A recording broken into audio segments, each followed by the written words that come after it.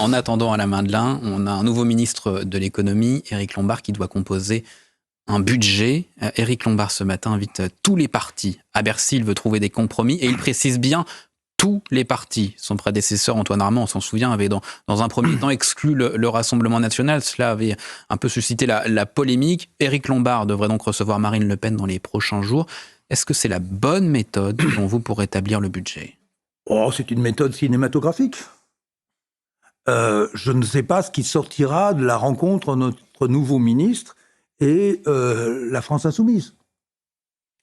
L'antagonisme est bien évidemment beaucoup trop fort. Mais bon, admettons qu'il le fasse, c'est très bien. Et puis il y aura peut-être en dehors de la France insoumise, il y aura peut-être quelques échanges constructifs. La vraie question, c'est que le gouvernement est piégé. Il n'a aucune majorité pour faire un bon budget.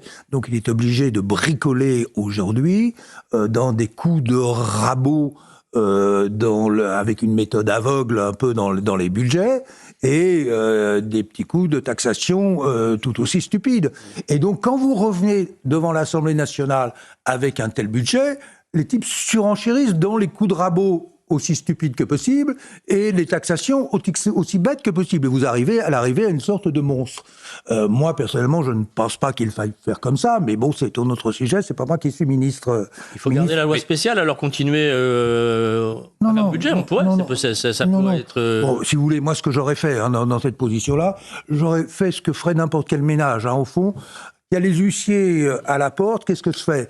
Eh ben, j'essaie de vendre ce que je peux vendre. Qui ne m'embête pas. Donc nous avons des participations dans des tas d'entreprises privées. Exemple Orange, exemple les bijoux de famille. Safran, pas des bijoux de famille. Là, l'État n'a rien à faire dans ces entreprises.